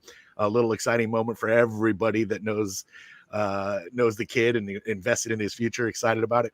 How different is it talking with the young guys, Jarrett, versus the old guys? So you have established names, right? In your roster, you have names that a lot of people listening right now know. I'm not going to name drop because it's not necessary, but like marquee quarterbacks in the NFL, like guys you know are with PPF. How different is it talking with those guys to convince them that this is a better path versus what they've known? Because you're selling yourself, right? You're selling what you can do for them versus the young kids that have, I don't know, maybe all these different aspirations, right? There's an established aspiration, and then there's a really lofty aspirations. How different is that for your role? It's a big difference, because, you know, when you're talking about choosing an agent they're at the next, they've already been in the world and in the upper levels, and they've dealt with other agents. They have the experiences with those agents, you know, and in that situation with an experienced vet, when we tell them what we do, it's completely different than what they hear from another agency. So on the service level, we really don't have a lot of competition, you know, and the vets are the ones that are only really but typically understand that, because they've experienced a situation where they go through their, you know, college they just finished playing, they sign with some agency because they gave them a big marketing advance. And then once they signed their contract, which the agency didn't really do much, because the guy was, you know, if they're really well known, they're on the draft boards and they're already kind of out there. So they give them some money and they sign, and then the agency will kind of just disappear and go and start recruiting their next guy, you know, and that's kind of the model for the agency. So when somebody's been through that process and they've seen that happen, and we tell them, hey, we're not just going to be here so that when you get your contract, we're out, but we're going to have, you know, a CPA working with your agent to make sure, you know, the language is right, but also to make sure that your withholding on your paycheck is right. That's going to check it later on, do projections to make sure you have enough taxes to cover not just your pay, but your investment, your endorsement income. And also we're going to make sure that, you know, if you're ready to invest, we have a team of guys that you can talk to, or we have, you know, we can send you to a law firm. You know, we have resources for everybody and we're confident in those resources. Yeah. And just an example with Sam. Sam wanted to create. He's a really great guy. Young, smart kid. Big ideas. So he came up with an app, a training app, to increase vertical leap. Right. Yep. So he made his own app and he put it together and he did it all on himself and he wrote the code himself and everything really at first. Yeah, he's really good. And then Jarrett heard about it and Jarrett goes, "Let me get you to a guy that really builds that stuff." And he got him over to Jeff, and now Jeff and Sam are working very closely to get the app's out, but it hasn't been we help him get it ready so that when he comes out, the app's ready to go, and it pretty much is right now. So that's awesome. We've been planning for this whole thing, and so, the path continues. We're ready for the next part of it, before we kind of get there. Yeah. And Before even there. Sam and Xavier could see that vision with us, and those are the guys we needed, was somebody that was younger that could see that vision, because it's hard to go sign a big name on the agency side if you don't have big names that you represent. So you have to kind of get in with the right guys to get in with the bigger guy. You know what I mean? So we work with them on the CPA side. They like what we're doing, but they may want to see a couple guys that have been through the process. So now that's what's happening. So everything's, going in the right direction for sure. Yeah. Scott? I have a naive question. I'm not familiar with how the sports agencies work and all of that. So as a,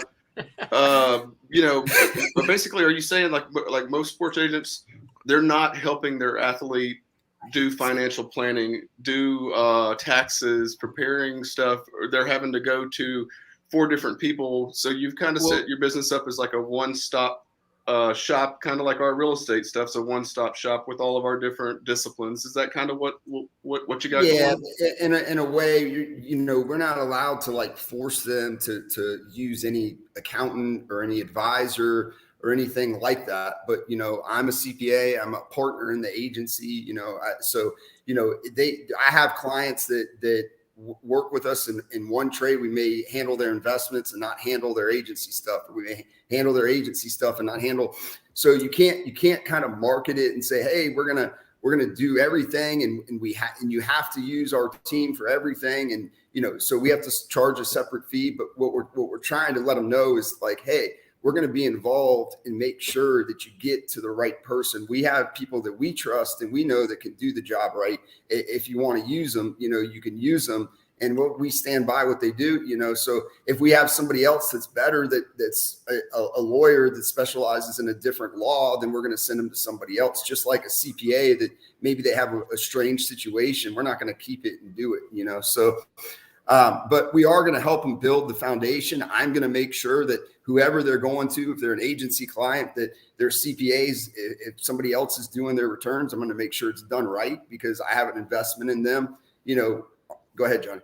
Oh, no, please finish your thought. Yeah. So, and also, a big thing for me is these guys aren't even getting endorsements. Some of the bigger names you guys would know in professional sports, if I spit out their name, you'd be like, what?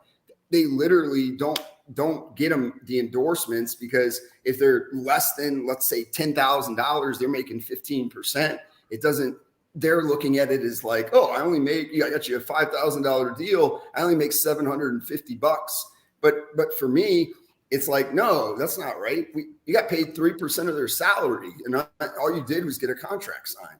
Like, They should be doing those services either way. So we don't charge when we get them a marketing deal under 10 grand. If we get them something for $1 million, then we really busted our butts to get it. Then we would want, they would understand. Yeah, I want to give you part for helping me get that deal, but part of it should be included in what they're paying. I mean, they should get value out of it. Go ahead, Jim. Yeah. Yeah, and I saw a real life example on that. Last week, me and Jarrett went out to see Sam's first game with the Herd. That's cool. It was really exciting, and we were at the hotel at one point. I think we were there at hotel or Sam's place. I can't remember. And Jarrett was on the phone a good half hour, multiple phone calls, because somebody had called at the last minute or had scheduled some big fans. I don't want to go into names or anything, name drop, but some huge fans of a specific team wanted to have dinner with one of the players on that team, and it was for a certain amount of money.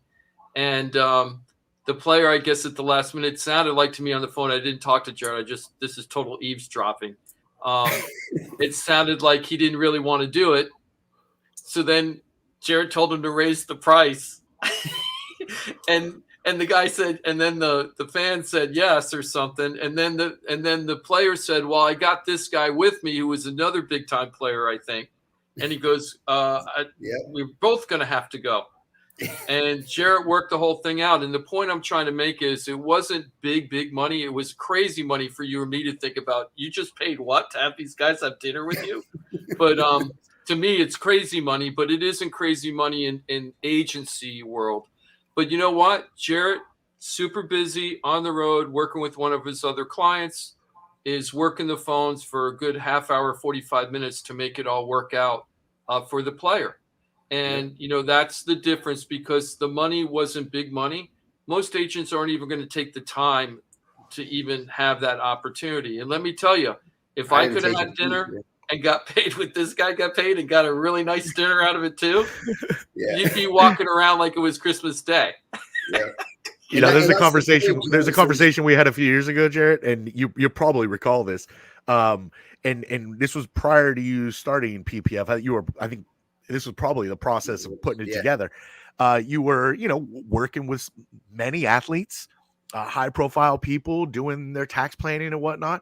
And I remember talking on air with you where you'd say, hey, if their agent would just redo some of the language in their contract, which doesn't sound like a daunting task, by the way, just redo some language in the contract. It's beneficial to their client in a tax world tremendously. And you lay out the reasons. Here's why. And they wouldn't do it. And I remember being baffled. We sat in the Wild 95.5 studios before we went. This is years ago. I remember being baffled by that, going, why would they not do that? Like, I just went through it. I literally just had it with another really big name guy. Didn't want to sign the contract until I reviewed it.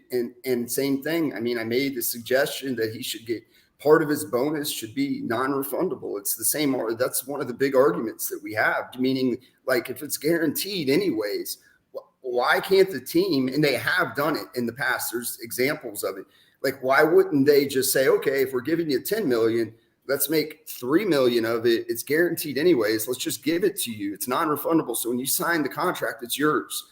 It's not like these guys are going to walk from a huge deal, and that would save him, over $300,000. It kind of brings them to terms on the contract and where they need to be, And so the agent, the same thing, he's telling me, you can't tell the client that, and I'm like, he's like, you're going to blow up the deal.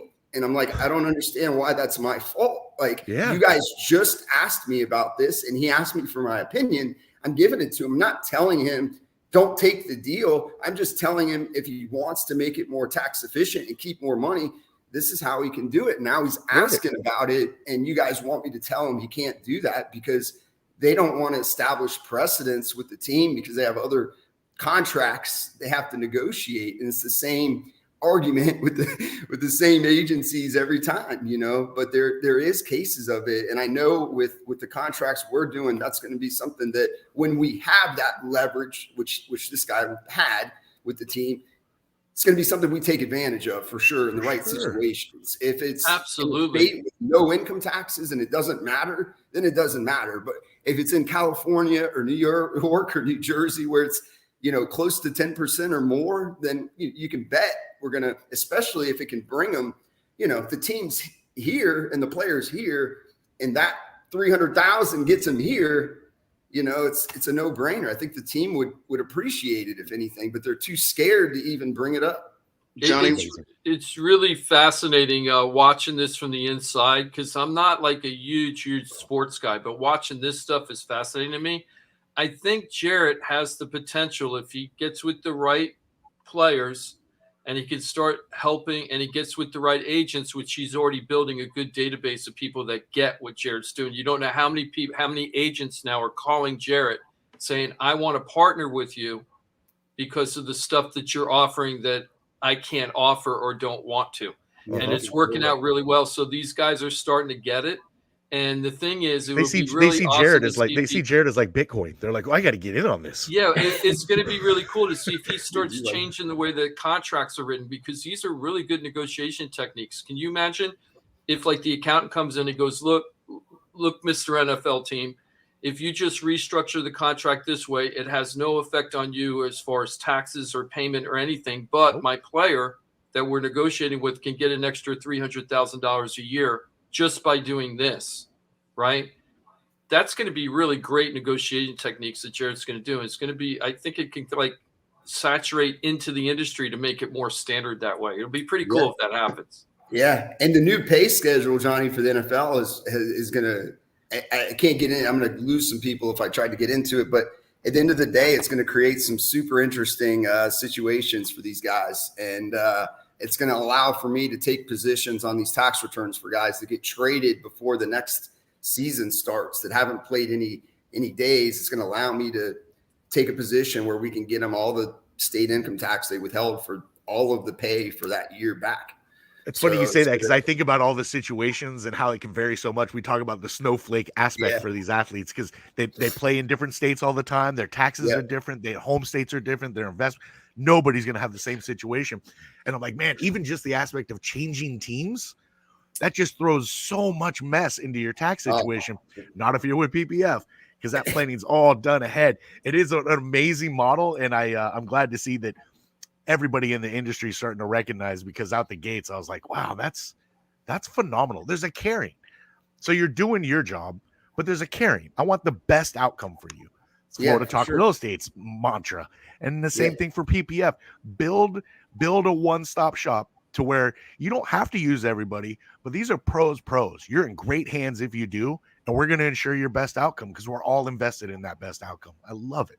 The thing that drives me crazy is everybody talks about trying to keep it simple, for these guys. And like, they don't want to make it too complicated, and a lot of the stuff's not really that complicated. They just don't want to do anything different is the problem.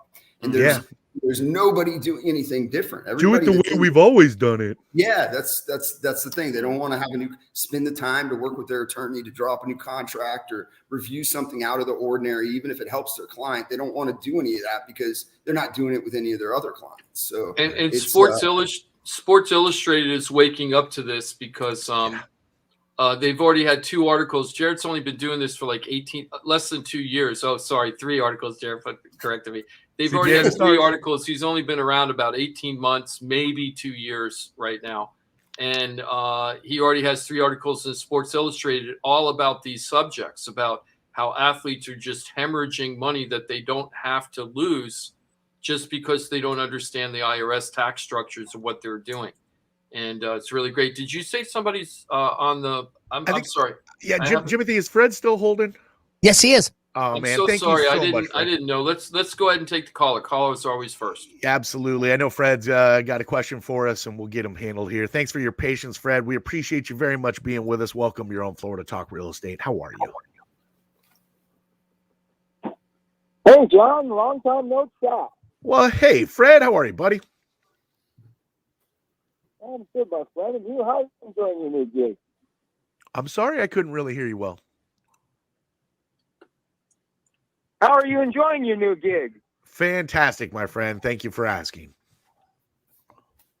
Oh, wonderful, wonderful. I've got a coworker, and he thinks he's close to getting a contract on a townhouse, and he's wanting to go with his credit union. And I know that RP Funding is a sponsor of your radio, and I was wondering if you might have a suggestion for him on how to save a little money on his mortgage. Okay, so Fred, this is Jim, the host of the show. So credit unions are not necessarily a bad place to go, and actually they can actually get good value to the customer sometimes. So credit unions are actually a good place. I can't really talk about that other sponsor. We've talked about that business structure that you hear on commercials where mortgage companies claim that they're going to be paying your closing costs and that it doesn't cost you a dime. We haven't found that to be necessarily true when we went through it.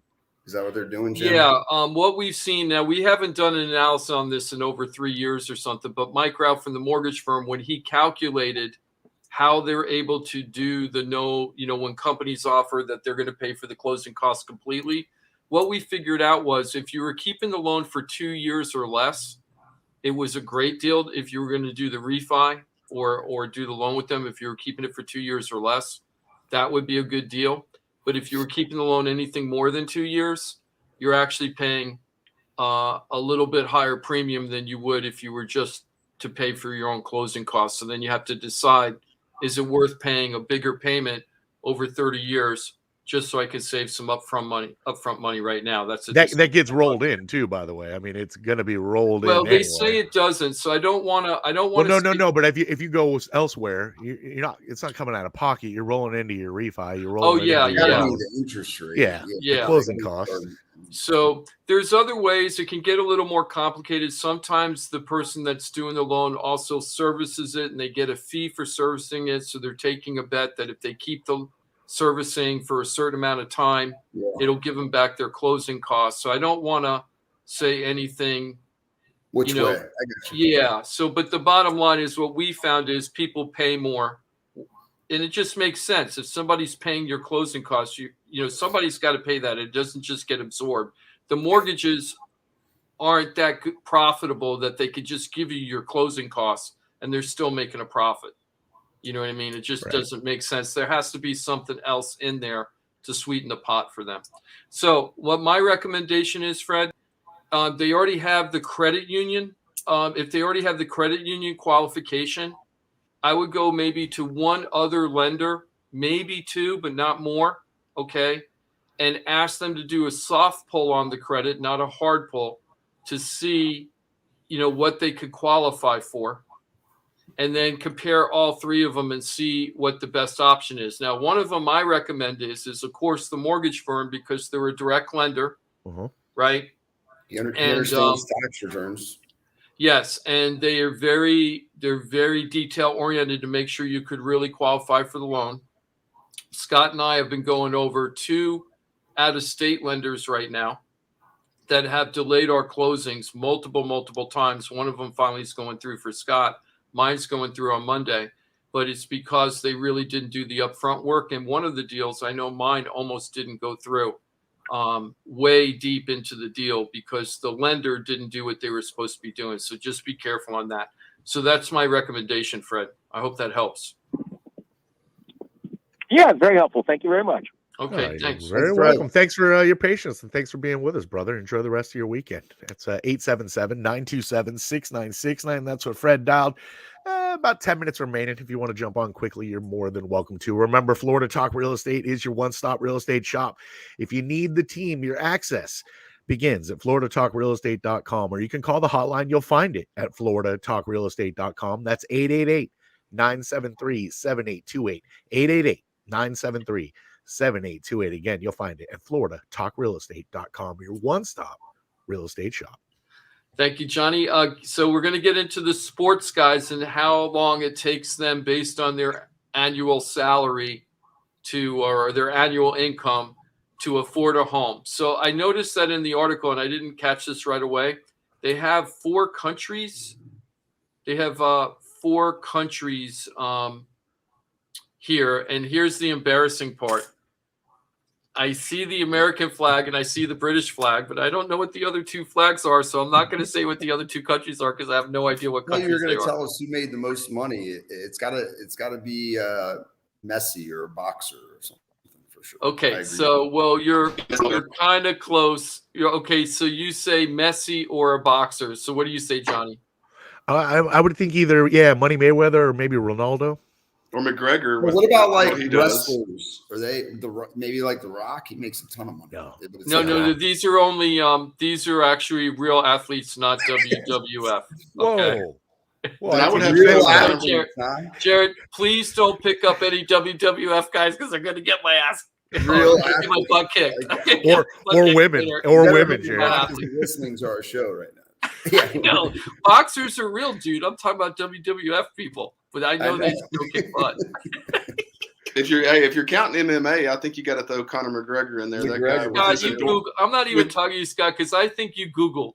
Well, he's endorsements. You Googled it.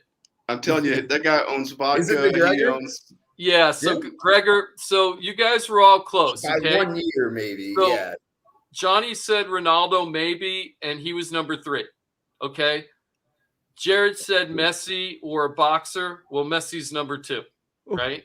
And then Conor McGregor is number 1. So all 3 of you were like very, very close, and Scott nailed it.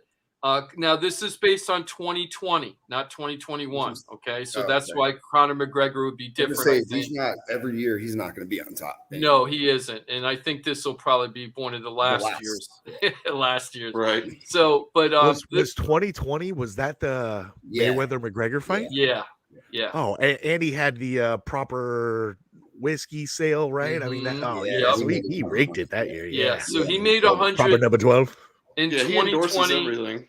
In 2020, he was 180 million. Wow. And it would take him for the average home in the United States. So the United States right now, I think, where are we at now? Right now, 350,000 is the average home across the United States, single family home. Yeah. It would take him 514 minutes to buy that single family home. Right? Is that before or after taxes? I don't know, Jarrett. Yeah. So, and how much of that time is he sitting on the mat with a broken leg, yelling at Poirier's wife? Exactly. Now, if he was in Britain, because I guess the housing is more expensive over there, it would be 857 minutes. So 300 minutes more. Huh. So extra 6 hours, right? Or 5 hours or whatever. So, but anyway, 500 minutes, McGregor could buy a house every 500 minutes. He could buy a house in the United States, the average home. Lionel Messi, sloucher. He only made 130 million in 2020. 50 million less. That's a big difference. It would take him 711 minutes. Almost not even worth it. Okay, I know, right? It's like, what the heck are you doing? Ronaldo made 120 million, 120 million, 770 minutes. Dak Prescott,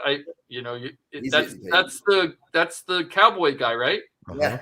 Yeah, see, I that's why I own part of a sports agency. He's getting that sleep number money. Yeah, I figured Johnny would be happy. He's 107.5. No, I'm not happy because that means the Cowboys are paying him way too much money. Way too much money.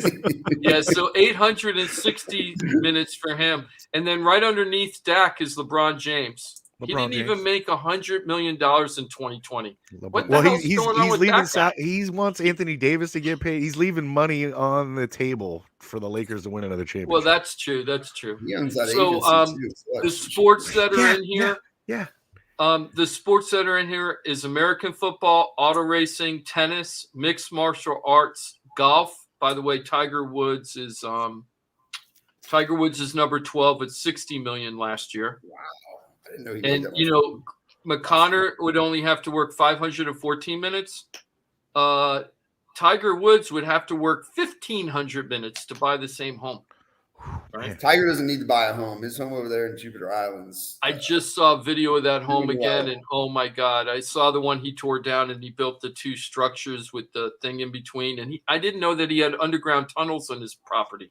Got houses. So you're talking about the one right on Jupiter Island on the coast. Yeah. Yep. You don't have underground tunnels at your host, Jim? I don't, especially on an island, right? Yeah, on an island. You think they got to be like water, like I know what Elon Musk went there early or something. I don't know. And then and he's got 12 acres. That's a 12-acre property. I didn't know that. I think he's got a little green on there or something for practice. He does. Yep. You don't have 12 acres, Jim? I don't have 12 acres. His property touches the intercoastal and the ocean, right? Yeah, he's got the whole lot. Yeah. Wait, your property doesn't touch the intercoastal and the ocean, Scott? I'm working on that, man. I'm working on it. You don't have a dock in the front and the back? Huh. I know. Yeah. So every time I go past that house, I'm like, man, you can't see anything except for bushes and like security cameras. And then he's got a yacht and like a 21-foot jet skis outside. And nobody's ever on them. So I know. I used to when I used to have the boat membership. He used to park his yacht, Moore's yacht, at the same place I used to go get my boats. And I remember one time we were pulling in, and there were either DEA. It looked to me like DEA, but there were DEA all over swarming his boat, looking everywhere. But they were definitely feds. Maybe it wasn't DEA, but it could have been a bomb threat. It could have been anything. Who knows, right? Yeah, it's trying to take a selfie. Oh, there were dogs all over the place and everything. It was just pretty crazy. And then I remember at that time he was still married, and he had this white yacht, that's the one I always saw. It was he still has that. It's awesome. House now. Yeah. And he had an identical black one that he had moored some other place, I think the Bahamas or somewhere or something like that. And he had an identical one, black instead of white. It's pretty amazing. Nice. Yeah. So, but so 500 minutes for Connor, and in the top 20, the last person is Klay Thompson, basketball player. For the Warriors. The Warrior guy. 2,077 minutes to buy a house in the United States. So every 2,077 minutes, you could buy a house. Should we feel bad for him? I don't know. Yeah. Just one other thing. How much do you think they make per minute? This is interesting. I'm just going to go ahead and this. Okay, so they said they use Lionel Messi as an example. So while he was working on his house, he needed to rent a home. So he rented a home in Paris for $23,000 per month, right? So it says based on his salary, let me see.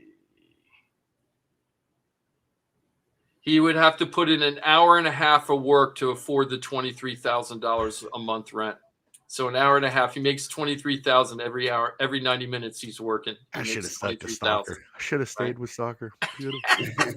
And he makes 240 worldwide. Although now they have NBA Africa, and that's coming out. I don't know if you've heard about that, Johnny, but Forbes valued it at $1 billion, and it hasn't even opened. It's just like the name of it. Well, that's gonna be a talent pool. You watch the talent that's gonna come out of that league. It's just raw talent that they're going to develop for sure. It's going to be unbelievable. And they said it's like the best time zone for watching worldwide. So people are going to be tuning in more than anywhere. And now those guys are going to be able to stay over there and not have to come all the way to the United States you got some oil money over there in Egypt too. So it'll be, there's money over there, so you'll see what happens. These guys are going to be getting paid over there.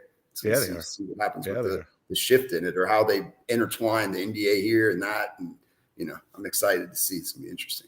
We were talking about opening a branch in Egypt, right, Jim? That was the Jarrett. I'm telling you, I think that's the play. I think the really you could be the next Dana White, dude. I think that the Egypt play or the African play is the big play, and I want to talk to you about that because I think that's someone to go over there. Johnny, you ready to go stay in Egypt for a little bit? Yeah, I was leaning more to South Africa so I can have diplomatic immunity. That's good. I like that. Yeah. Sure. Just a couple of things, just to wrap up a couple of things because we just got a couple minutes left. So nearly 40% of the homes right now have they think that are considered equity rich. Okay. How many? Compared to a year ago, it was only 28%. So nearly 4 out of 10 homes are equity rich. And that is where the loan balances compared to what the house is worth, that the loan balances are no more than 50% of the estimated market value. So that houses have 50% equity. Wow. So the country has 4 out of 10 homes, according to this report, have 50% equity or more. Okay. The number one place for equity right now is Austin, Texas, which makes sense. Okay, because that place is on fire. Texas is blowing up right now. That is crazy town. Yeah, it's crazy town. I heard an NPR report. People putting houses on the market for 500 and they're closing in the 7s. Wow. Yeah. There's all types of crazy stuff going on. They're starting to grow wine grapes in Texas, and they're saying they're some of the best grapes. So all the land out there has been getting gobbled up because it's so much cheaper than out in California. There's been a lot of people buying. There's all different types of stuff going on out there. It's kind of cool. Understand that those last 2 anecdotes Jarrett brought up are total Kevin Bacon related stuff, like connections of connections of connections. He's talking about grapes in Texas right now. 6 degrees of Jarrett Perry. That's they right. Are, man. So they are. Believe me, we're going to be eating breaks from Texas soon, I guess. But Nice. Austin, Texas, 66.9% of the properties have 50% equity or more compared to the mortgages being held. Wow. That's really crazy town. Now, only 28% nationwide. Now we're at 40%. Why is that happening? Because people won't put their house on the market. That's why we don't have any inventory, because sellers aren't selling. Yeah. People that would traditionally sell haven't been selling. So that's where we are, guys. I know it's time to wrap up, right? Everybody's saying wrap up. Let's go, Jim. Okay, Come sorry. on. It's great to hear have the you with us. music. Every single. You don't hear it? No, I don't hear it. Well, you don't have headphones on. That's a problem. Oh. 877-927-6969. Be the first caller through to the locker room. They're going to be coming up here next. You got Jimothy, Joe, and Greek. They're going to take it from here. Of course, thank you for being with us every single Saturday. Remember, Florida Talk Real Estate is .com, your one-stop real estate shop. If you're on Facebook or YouTube, thanks for being with us. Real Radio, wherever you are in the iHeartRadio app, great to have you with us. Enjoy the rest of your weekend and stick around. You got the locker room coming up. And thank you again for being with us. Be good to each other. Enjoy your weekend. Scott Spainhour, have a great weekend. You too. Happy Thanksgiving, Johnny. Jarrett Perry, do the same. Yeah, I see. And Jimmy D, have a great weekend. Gobble, gobble. I like the way you put it, Scott. We won't talk to you until, a little bit further down the road. So happy Thanksgiving to everybody. And be good to each other. Stick around. Locker room's next. Florida Talk Real Estate back at it next Saturday right here on Real Radio. Be like the smart kids. Like the